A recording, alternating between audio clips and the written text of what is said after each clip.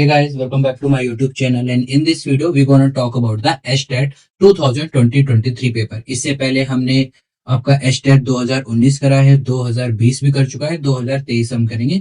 थोड़ा स्पीड बढ़ाएंगे, 10 की जगह आज 30 क्वेश्चन करने की करेंगे और मैराथन करने की कोशिश करेंगे ताकि 1 या 2 दिन में हम एक HTET को कंप्लीट कर सकें।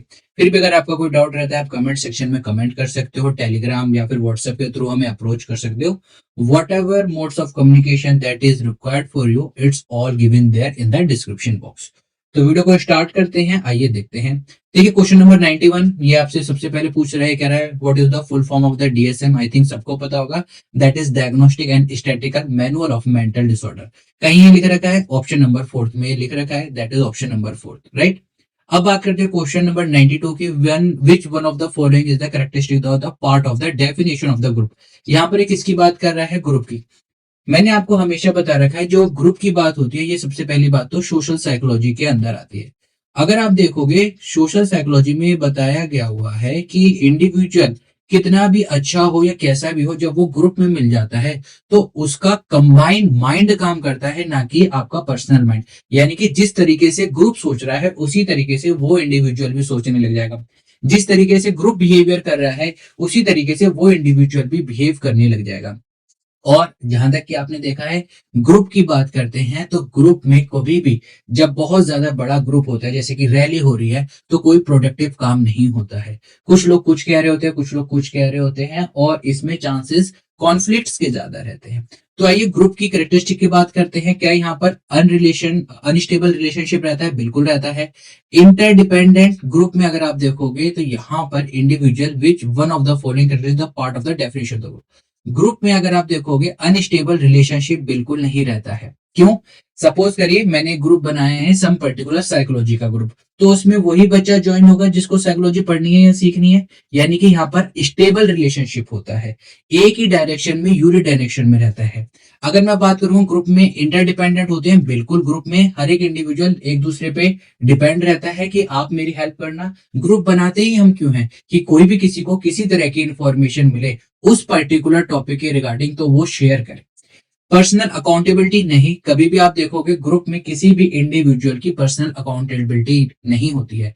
इवन अगर मैं बात करूं मॉब की, अगर मॉब लिंचिंग में 10 से ज्यादा लोग होते हैं तो उनको अकाउंटेबल एक साथ ठहराया नहीं जा सकता। एक इंडिविजुअल की वहां पर पर्सनल अकाउंटेबिलिटी नहीं होती है। इंडिपेंडेंट बिहेवियर बिल्कुल नहीं होता है। जिस डायरेक्शन में ग्रुप मूव करेगा उसी डायरेक्शन में वो इंडिविजुअल भी मूव करेगा। तो 92 का option number 2 that is interdependent हर एक इंडिविजुअल को होता है। ये तो ग्रुप की क्या होती है, आपकी कैरेक्टरिस्टिक्स होती है। Moving on to the next question, question number 93। Behaviour therapy की बात कर रहे हैं, इसमें हमें करेक्टली मैच करना है। बिहेवियर थेरेपी अपनी मॉडलिंग और टोकन की होती है, बिल्कुल ठीक। ये मैंने आपको पिछली क्लास में बताया था। सारी थेरेपी और उनके अंदर यूज होने वाली टेक्निक्स को मैंने पहले ही बता रखा है। क्लाइंट सेंटर थेरेपी में मैंने आपको बताया था कि इंडिविजुअल क्लाइंट के थ्रू रहता है, राइट। तो उसमें कोर स्कीम और इम्पैथी ये बिल्कुल गलत है। साइकोडेनिक में फ्री एसोसिएशन होता है, ड्रीम एनालिसिस होता है, ट्रांसफेरेंस और काउंटर ट्रांसफेरेंस भी होता है यहाँ पर, यानी कि ये भी सही है। तो ए और सी क्या आंसर है, option number 3 A and C. Question number 93 का option number 3 is the right answer. Question number 94 पे चलते हैं। 94 में यहाँ पर कह रहा है intelligence is the global and the aggregate capacity of the individual to think rationally, act purposefully and to deal effectively with the environment. ये किसने आपकी बात करी है? ये बैचलर्स ने आपकी बात करी है, राइट। बैचलर्स ने कहा था इंडिविजुअल में bachelors adult intelligent scale, that is इन्होंने bachelors adult intelligent scale test दिया था। इससे पहले जो टेस्ट थे उसके अंदर सारे आपके नॉन वर्बल आते थे, इस चीज का आपको याद रखना है। जब बैचलर्स ने जो टेस्ट बनाया उसके अंदर इन्होंने वर्बल टेस्ट को भी इंक्लूड करा था, तो इस चीज का भी आपको याद रखना है। बैचलर्स की डायरेक्शन आपकी डेफिनेशन है, इस चीज को भी आपको याद रखना है। Moving on to the next question, question number 95 ये क्या कह रहा है, which one of the following major factor that influence attitude change. एक इंडिविजुअल का एटीट्यूड कैसे चेंज होता है, आइए मैं यहाँ पर आपको लिखता हूँ ताकि आपको और आसानी के समझ में आ जाए। देखिए कैरेक्टरिस्टिक्स या जब हम बात करते हैं फैक्टर्स की, फैक्टर्स जो कि आपके एटीट्यूड चेंज की बात करते हैं, आइए देखते हैं कौन कौन से फैक्टर होते हैं। सबसे पहला फैक्टर होता है आपका characteristics of the existing attitude. Characteristic of existing attitude. इसका क्या मतलब होता है? इसका ये मतलब होता है कि अगर आप देखोगे जो आपके पॉजिटिव एटीट्यूड होते हैं और लेस एक्सट्रीम, यानी कि ना ही ज्यादा पॉजिटिव और ना ही ज्यादा नेगेटिव, वो चेंज हो सकते हैं, वो चेंज हो सकते हैं, लेकिन एक्सट्रीम पॉजिटिव हो या एक्सट्रीम नेगेटिव हो, किसी भी तरीके के एक्सट्रीम एटीट्यूड होते हैं या फिर वो क्या होते हैं, वो नेगेटिव होते हैं, तो वहां पर वो चेंज नहीं होते हैं। सबसे पहली कैरेक्टरिस्टिक्स। दूसरी कैरेक्टरिस्टिक आती है सोर्स की।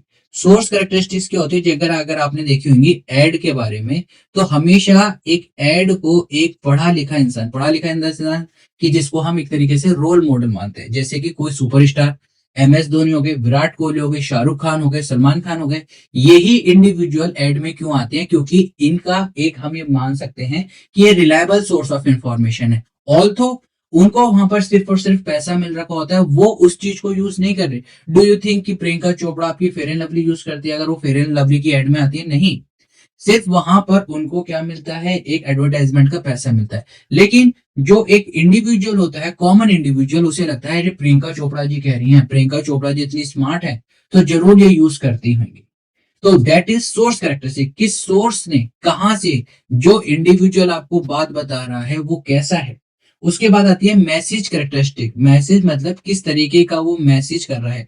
इमोशनली मैसेज जो होते हैं, जो पॉलिटिकली मैसेज होते हैं, वो ज्यादा आप देखोगे एक तरीके से चेंज लाने की कोशिश करते हैं as compare to the normal. Fourth इनकी करेक्टरिस्टिक की बात करते हैं तो टारगेट। टारगेट में अगर आप देखोगे नॉर्मली जो इंडिविजुअल की, अगर आप कास्ट, रिलीजन या फिर इन चीजों की बात करते हो, तो उस टारगेट को लेकर के जिस पॉपुलेशन में ये बात कही जा रही है, वो पॉपुलेशन किस चीज से बिलोंग करती है। अगर आप देखोगे, आप बिजनेसमैन से बात करोगे कि हम तुम्हारे यहाँ मंदिर बनवा देंगे, तो उसको इतना ज्यादा इफेक्ट नहीं पड़ेगा। लेकिन वहीं आप गरीब से कह दोगे कि हम आपके गांव में एक अच्छा सा मंदिर बनवा देंगे, उसे बहुत इफेक्ट करेगा। तो किस बात को आप कहां बोल रहे हो, दैट इज टारगेट कैरेक्टरिस्टिक, कि आपने किस बात को किस तरीके से और कहां बोला है। ये इसकी चार प्रॉपर्टी होती है। पांचवी भी देख लेते हैं आपको, ताकि आपको पता चल जाए। That is social and the culture factor. Social and culture factor में क्या होता है कि उनका एथिकल बैकग्राउंड क्या है, किस कल्चर से वो बिलोंग करते हैं। और लास्ट इसकी होती है आपका पर्सनल एक्सपीरियंस, कि आपका उस एटीट्यूड के थ्रू, जो आप एटीट्यूड रखते हैं, आपका कैसा एक्सपीरियंस रहा है। 6 कैरेक्टरिस्टिक्स होती है। अगर आप देखोगे यहाँ पर क्रेडिबिलिटी ऑफ द सोर्स की भी मैंने बात करी है, जो कि हमने था सोर्स कैरेक्टरिस्टिक, यानी कि ये भी होती है। अट्रैक्टिवनेस ऑफ द सोर्स, यानी कि अभी जो मैंने शाहरुख खान की बात की थी। रेशनल, और आप कह सकते हैं यहाँ पर क्या है, ये आपका इमोशनल, राइट। तो रेशनल और इमोशनल की भी यहाँ पर बात करी है। दैट इज आपका, मैंने आपको बताया था कि इमोशनल टारगेट कैरेक्टरिस्टिक्स में सोशल और कल्चर के दोनों के अंदर, इसके अंदर ये चीज आती है कि आप एथिकल बैकग्राउंड में किस तरीके की बात कर रहे हो। Credibility of the target person. Target person कौन होता है? जो कि सुन रहा है, उसकी क्रेडिबिलिटी का कुछ नहीं होता है। यानी कि ए सही है, बी सही है, सी सही है, क्या कोई आंसर है? Option number 3 is the right answer.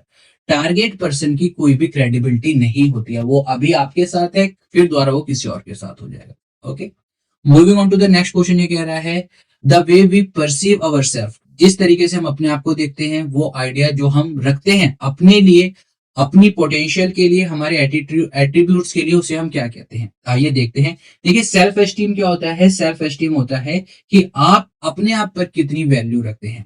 Self esteem क्या होता है कि overall value one places on one self, कि आप अपने ऊपर कितनी अपने आप को अहमियत देते हैं। That is your self esteem. क्या यहाँ पर सेल्फ एस्टीम की बात हुई है? नहीं। सेल्फ रियलाइजेशन क्या होता है कि आप अपनी जो पोटेंशियल है उसको क्या अचीव कर पा रहे हैं या नहीं कर पा रहे। सपोज करिए कि इंडिविजुअल है, वो PhD क्लियर कर सकता है, लेकिन ग्रेजुएशन करके ही रुक गया। क्या वो अपने पोटेंशियल को अचीव कर पाए? नहीं। दैट इज सेल्फ रियलाइज करेगा, कोई मेरा पोटेंशियल इतना ज्यादा था लेकिन मैं कर नहीं पाया। यहाँ पर सेल्फ रियलाइजेशन की बात नहीं हो रही। सेल्फ एफिकेसी क्या होता है कि बिलीव इन वन एबिलिटी। एक इंडिविजुअल जो अपनी एबिलिटी पे बिलीव कर रहा है कि वो इस चीज को सक्सीड कर लेगा किसी एक स्पेसिफिक सिचुएशन में।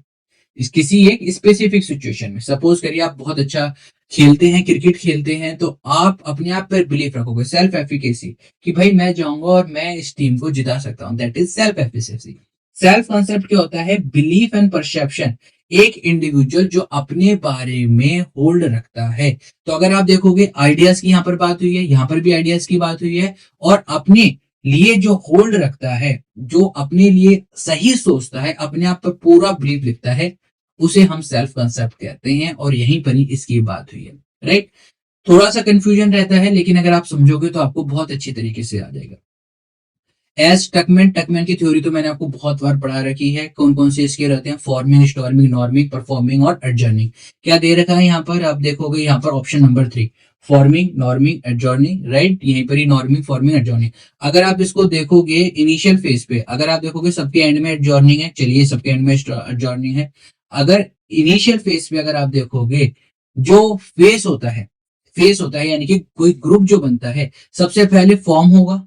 तो फॉर्मिंग वाले कितने हैं? ये दोनों है। सबसे पहले आते ही स्टॉर्मिंग नहीं होने लग जाएगी। स्टॉर्मिंग मतलब कि कुछ लोग किसी और को लीडर चुन रहे हैं, कुछ लोग किसी और को लीडर को चुन रहे हैं, यानी कि ग्रुप तो बन गया है, लेकिन ग्रुप में कोई डायरेक्शन नहीं है। ग्रुप के बनने के बाद ही डायरेक्शन होगी, यानी कि सबसे पहले फॉर्मिंग आएगी, फिर स्टॉर्मिंग आएगी, यानी कि एक लीडर को ये क्या कर रहे हैं? चूज कर रहे हैं। नॉर्मिंग मतलब इन्होंने लीडर को चूज कर लिया, अब लीडर उनसे क्या करवा रहा है? परफॉर्म करवाएगा। जैसी टास्क हो जाएगा एडजॉर्निंग, यानी कि सब अपने अपने घर। ये हमने कर रखी है, बहुत इंपॉर्टेंट आपकी थ्योरी है, यूजीसी में भी ये बहुत बार पूछी गई है, और कोई पेपर होता है उसमें भी, यानी कि इग्नू वाले पेपर में भी बहुत बार पूछी गई है टकमैन की theory. Who developed filter attenuation theory of the selective attention? ये तो पिछली क्लास में करा था, मैंने आपको बताया था ब्रॉडबैंड फिल्टर थ्योरी थी, लेकिन जब इसके आगे एट्यूनेशन जुड़ जाता है तो इसका अपडेटेड वर्जन ट्रेसमैन ने आपका दिया था। तो ये आपकी ट्रेसमैन की थ्योरी है। 5 फिनोमिना, ये भी कल भी बात करी है, मैंने आपको बताया था सबसे पहले इनिशियल फेज में इसको किसने स्टार्ट करा था बेटा? गेस्टाल्ट ने स्टार्ट करा था। गेस्टाल्ट ने कैसे स्टार्ट करा था? कि जब वो ट्रेन के अंदर जा रहे थे तो उन्होंने देखा एक इंडिविजुअल प्रिज्म टाइप का एक उसने शीशा ले रखा है, और उसके अंदर कांच के टुकड़े हैं। अब जैसे ही वो प्रिज्म को इस तरीके से रोटेट कर रहे थे, जो अंदर जो कांच के टुकड़े पड़े हुए थे, वो कुछ ना कुछ इमेज बनाए जा रहे थे, तो वहां से इन्हें ये आइडिया आया। अब 5 फिनोमिना में इन्होंने क्या करा कि इन्होंने 2 स्टील की प्लेट ली, ये मैंने आपको कल ही बताया है, और इन्हें 20 से लेकर 300 मिली सेकेंड की रफ्तार से इनको क्या करा? रोटेट करा, यानी कि हटाया गया। ये ऊपर ले गए तो ये नीचे ले गए। जब हमने इतनी स्पीड के बीच में इनको रोटेट करा तो हमें लगने लग गया ये क्या हो रहा है?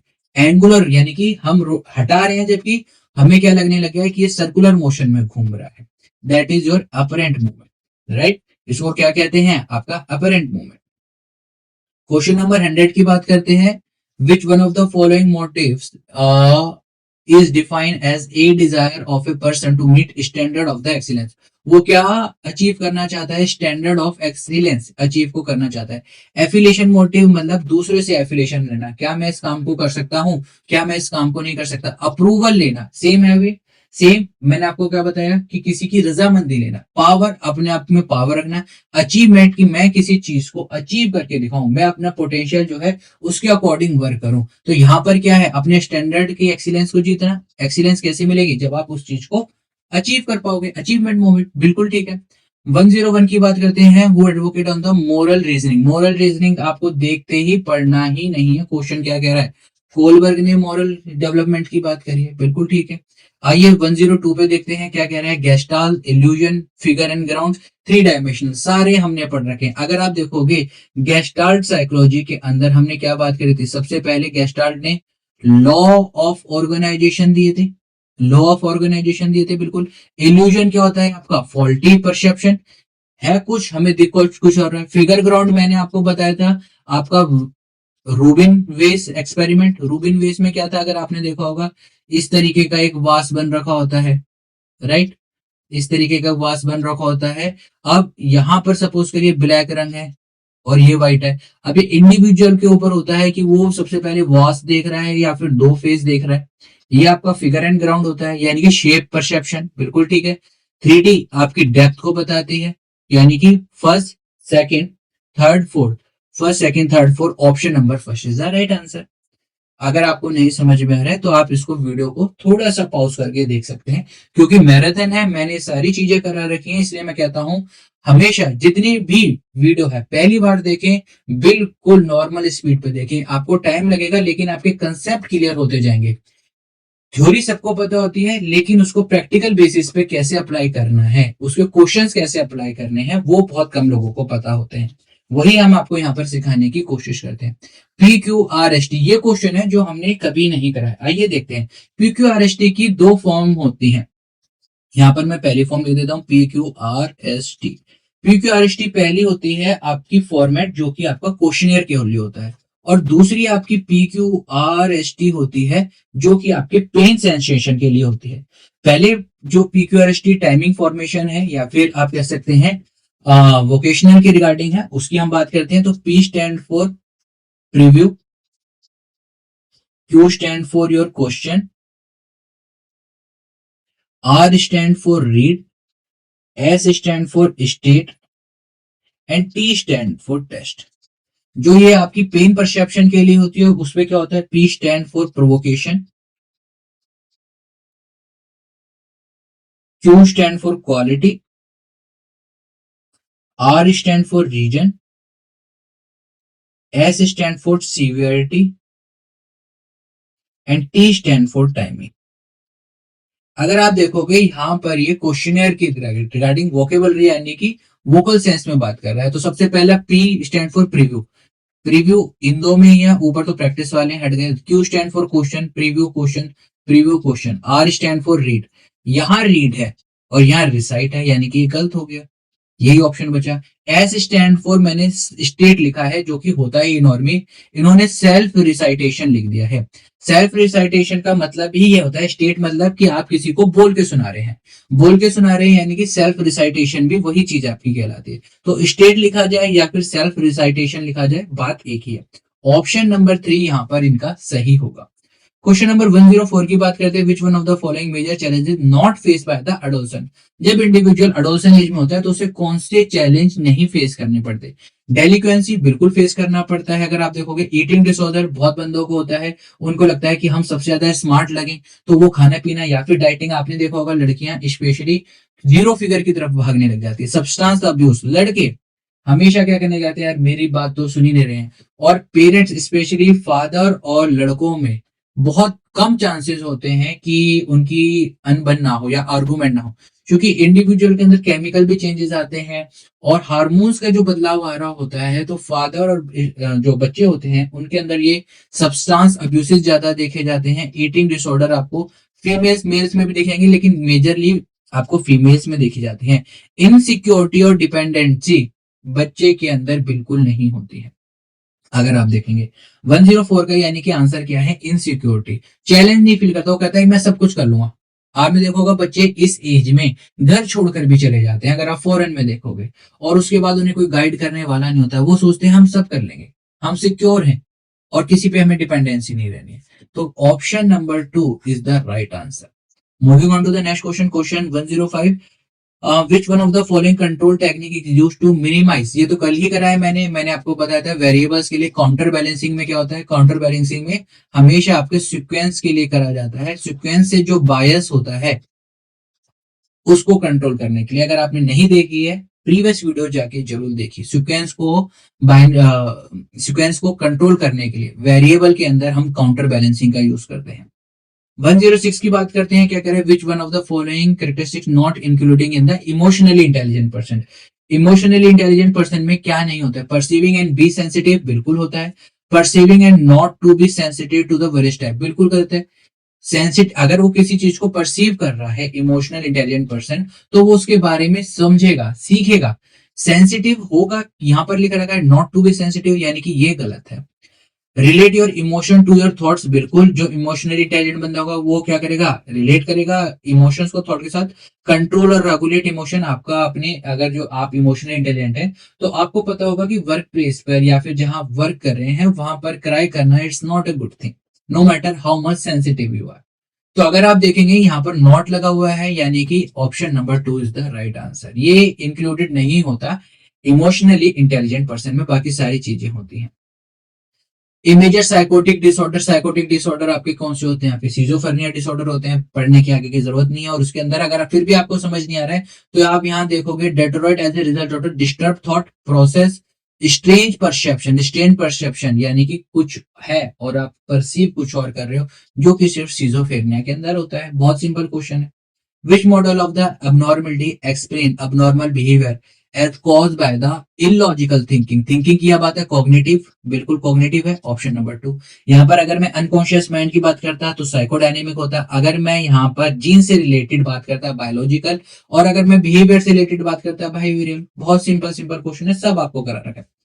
In anxiety disorder client has dash fear dash and dash dash dash. अगर आप देखोगे सबसे पहले तो यहाँ पर इंडिविजुअल को अनरियल रहती है। अनरियल यानी कि बिल्कुल एंजाइटी जो कि सही नहीं है, जो सच्ची नहीं है। इरेशनल फियर होते हैं कि कोई कुछ ना कुछ उनको हार्म कर देगा।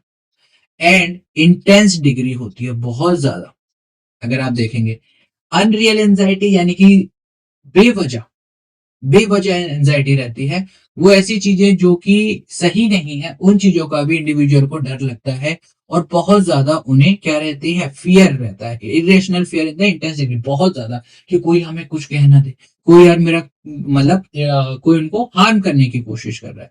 Option number 4 is the right answer. Match one of the following. देखिए ये तो आप कर ही लेंगे आई थिंक। साइकोसेक्सुअल डेवलपमेंट, बिल्कुल साइकोसेक्सुअल डेवलपमेंट की आपकी बात किसने करी है, फ्रूड की बात करी है। कलेक्टिव अनकॉन्शियस की बात आपने किसने करी है, जंग ने करी है। यहाँ पर बी डाल दो, यहाँ सी डाल दो। बी का बी कहीं है, बी का बी देखो इस इन दोनों के अंदर है। फिर उसके बाद ए का सी है, ए का थर्ड इन दोनों के अंदर है। ओहो, अब तो आगे करना पड़ेगा। सोशल लर्निंग, अरे वाह, सोशल लर्निंग की बात किसने करी है, जहां पर सोशल लर्निंग, सोशल थ्योरी और बंडूरा लिखा हो आपस में मैच कर दो। डी का फोर्थ यहां आ रहा है, यानी कि ऑप्शन नंबर 2 बिल्कुल ठीक। देखिए एलिमिनेशन करने की कोशिश करिए। एलिमिनेशन का क्या मतलब होता है कि कौन से ऑप्शन नहीं हो सकते। अगर आप सिलेक्शन का क्राइटेरिया लेके चलेंगे तो फंस जाएंगे। हमेशा एलिमिनेट करने की कोशिश करिए, कौन कौन से क्वेश्चन नहीं हो सकते हैं। लास्ट 10 क्वेश्चन 120 तक करेंगे आज हम। टू फैक्टर थ्योरी स्पेयरमैन ने दी है, राइट। किस किस की बात करी है इन्होंने, जी की बात करी है, यानी कि general factor, specific factor. Structure intellect model Gilford ने बात करी है, SI model of the Gilford, जिस पर इन्होंने ओसीपी की बात करी है। ओसीपी क्या है ये आप मेरे को कमेंट में बताओगे। मल्टीपल इंटेलिजेंस थ्योरी आपकी किसने बात करी है, गार्डनर ने बात करी है। और ट्राई आर्किक आपकी स्टनबर्ग ने, कल ही हमने ट्राई आर्किक थ्योरी करी है। Try archaic ACP analytical, creative and practical. अगर आप देखोगे ऑप्शन में कौन सा ऑप्शन है यहाँ पर मिल रहा है, two factor theory Spearman, one का फोर्थ, ओके ये वन के फोर्थ, ओह 3 में वन का फोर्थ, ठीक है। Structure intellect model second, B का सेकंड सिर्फ यहीं पर, ये आगे देखने की जरूरत नहीं है। ये लो, option number 2 is the right answer. Moving on to the next question, आइए देखते हैं। देखिए मैच द फॉलोइंग काफी अच्छे पूछ रखे हैं। देखिए कैटल साफ साफ है 16 पीएफ। बी का फर्स्ट कहीं दे रखा है, देखिए आगे करने की जरूरत ही नहीं है। मैंने कैटल देखा, कैटल से 16 पीएफ देखा, उसके बाद अगर आप देखोगे पेपर कितना आसान बना रखा है इन्होंने, कि बी का फर्स्ट सिर्फ एक ही ऑप्शन है, ऑप्शन नंबर 3।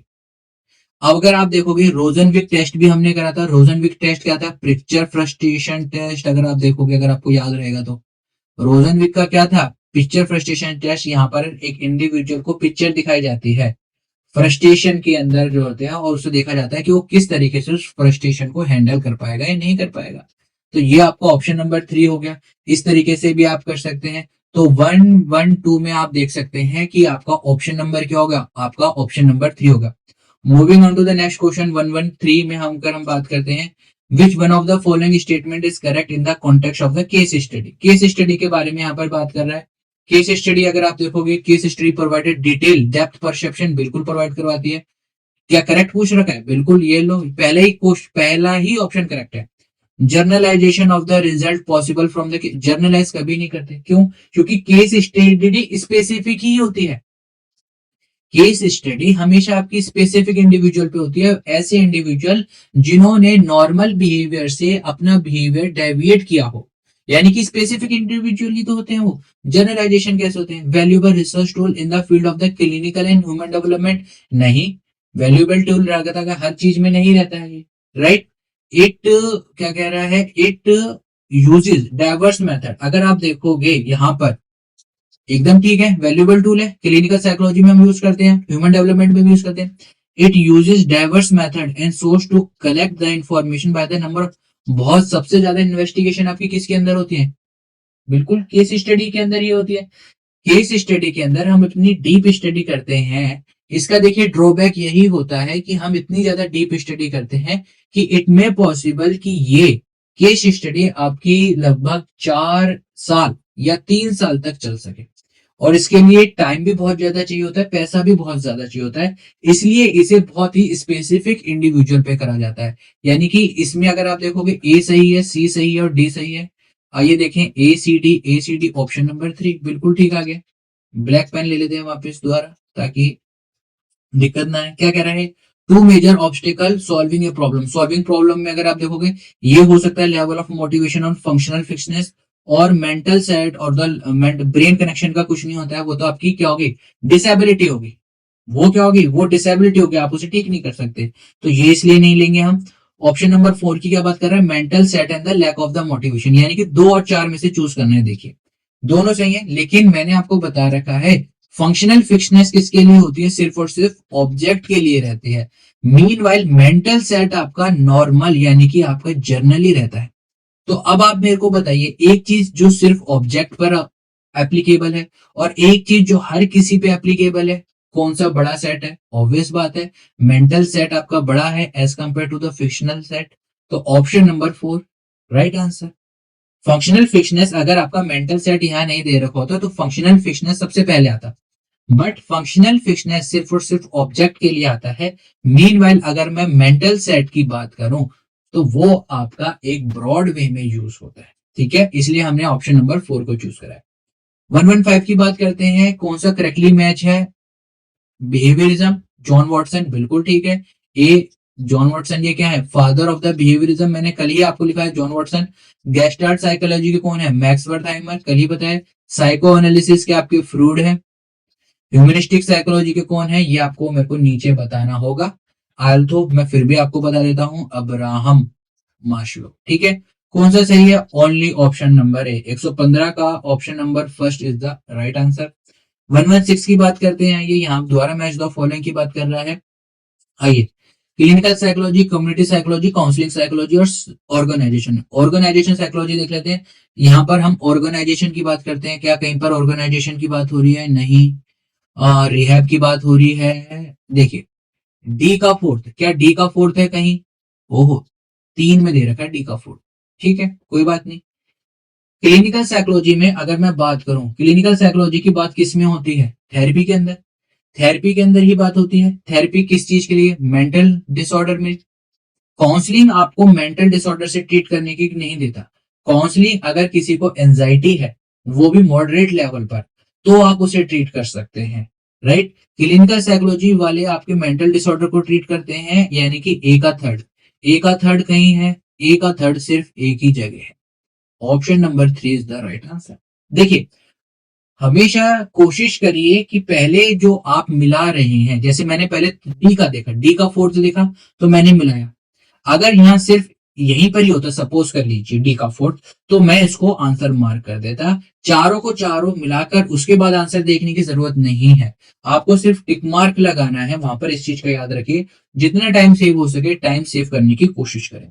क्वेश्चन नंबर 117 की बात करते हैं, यहाँ पर कह रहे हैं in which kind of the conditioning response are under the control of the organization and the voluntary response. बहुत कॉमन है, ऑपरेंट कंडीशनिंग के अंदर ये आपका चलता है, ये तो आई थिंक सबको ही आता होगा, right. Psychological test is dash and dash, क्या क्या साइकोलॉजिकल टेस्ट होने चाहिए, देखिए साइकोलॉजिकल टेस्ट आपके ऑब्जेक्टिव भी होने चाहिए, साइकोलॉजिकल टेस्ट आपके रिलायबल भी होने चाहिए, राइट। तो अगर हम बात करें यहाँ पर स्टैंडर्डाइज टेस्ट भी होना चाहिए, टेस्ट स्टैंडर्डाइज होना चाहिए सबसे पहली बात। तो स्टैंडर्डाइज का क्या मतलब होता है, सबके लिए एक जैसा टेस्ट, ऐसा नहीं कि आपने कुछ स्टैंडर्ड अलग मांग रखे हैं किसी और ने कुछ अलग मांग रखे हैं। तो स्टैंडर्डाइज टेस्ट होना चाहिए सबसे पहली बात। कुछ उसकी ऑब्जेक्टिविटी भी होनी चाहिए, क्या कोई ऑप्शन है, ऑप्शन नंबर 2 है। लेकिन देखिए ऑब्जेक्टिव के साथ वैलिड भी होना चाहिए, यानी कि ये भी ठीक है, और ऑब्जेक्टिव वैलिड ये द्वारा देखिए ये भी ठीक है, ये भी ठीक है, तो यानी कि इसके ये 3 ऑप्शन होने चाहिए। लेकिन एमसीक्यू है वहां पर, तो आई थिंक यहां पर इन्होंने जो काम करा है वो थोड़ा इन्होंने, आई थिंक अगर कोई भी बच्चा 2 या 3 या 4 ऑप्शन में से लगा के आएगा वो ठीक कहलाएगा। रिलायबल और वैलिड का यहाँ पर कोई मतलब नहीं है, रिलायबल और वैलिड सिर्फ और सिर्फ आपका टेस्ट के लिए रिगार्डिंग होती है, वैलिडिटी के टेस्ट करने के लिए, किसी टेस्ट की रिलायबिलिटी के लिए वहां पर यूज होता है। ये जो इक्वेशन है, behaviour is the product of the functioning of the environment and the, तो ये किसकी है, ये आपकी कर्ट लुईन की इक्वेशन है, behaviour is the functioning of the product of the environment and the person, किसकी इक्वेशन है, ये तो सब जानते हैं, कर्ट लुईन। कर्ट लुईन को फादर ऑफ क्या कहा जाता है, कोई बताना चाहेगा, ये मैंने आपको बहुत बार बता रखा है, एक ये भी कमेंट करके बताइए, Kurt Lewin is the father of, I hope आप लोगों को पता, राइट, मैंने बहुत बार आपको बताया। लास्ट क्वेश्चन की ओर देखते हैं, learning disability refer to the heterogeneous group of the disorder, ठीक है, लर्निंग डिसेबिलिटी की बात कर रहा है, अलग अलग ग्रुप होते हैं जिनमें डिफिकल्टी किसकी आती है, पढ़ने लिखने और बोलने की। लर्निंग रीडिंग एंड राइटिंग बिल्कुल ठीक है। अगर आप देखोगे इसके अंदर फोर्थ ऑप्शन भी आपका यही है, तो वन या फोर्थ इन दोनों में से अगर आपने किसी को भी ऑप्शन को टिक मार्क करेंगे तो आपका आंसर सही हो जाएगा। ये चलिए ये पेज भी कर लेते हैं, अगले पेज से कर लेंगे। पास थ्योरी किसने दिया है, जेपी दास और नेगली ने, बिल्कुल ठीक है, right. Which therapy style require the therapist to actively confront client irrational thought? irrational thought के लिए हम किसको यूज करते हैं, ये भी मैंने आपको बता रखा है, हमेशा REBT, पहले इसका नाम था RET, रैशनल इमोटिव थेरेपी। और अगर यहाँ पर बिहेवियर भी आने लग जाए, यहाँ पर अभी देखिए बिलीफ तक है, अगर बिहेवियर की भी हम बात करते हैं तो इसी RE जो थी बाद में ये REBT भी बन गई। तो रैशनल इमोटिव थेरेपी के अंदर कभी भी हम अगर किसी के इरेशनल थॉट और उसके बिलीफ हैं तो हम उसे RET देते हैं। ये इस पेज तक कंप्लीट हो गया, नेक्स्ट वीडियो में इसको पूरा कर लेंगे। आई होप गाइज आपको वीडियो पसंद आई है। मैराथन चलेगी, इसी तरीके से चलेगी। अगर आप अभी तक जुड़े हुए हैं तो आप देख रहे होंगे कि आपका सोचने का नजरिया पहले दिन से और आज तक में काफी बदल गया है। आई होप गाइज आपको मजा आ रहा हो, इसी तरीके से हमारे साथ जुड़े रहिए। आपका यूजीसी का नेट हम निकलवा के रहेंगे, कोई भी हो, आपका MS सेट हो, उड़ीसा सेट हो, एस्टेट हो, सबकी प्रिपरेशन हम यहाँ करेंगे, रोज आपके लिए वीडियो लेते आएंगे। कनेक्ट रहिए, दोस्तों के साथ भी इस चैनल को शेयर करें। अगर आपको वीडियो पसंद आई है लाइक करें, शेयर करें, सब्सक्राइब करना बिल्कुल ना जाएं, दोस्तों के साथ भी शेयर करें। We will meet in the next video, till then keep smiling, keep gathering lots of memory. This is Caffeine Shot signing off, have a great day, take care yourself.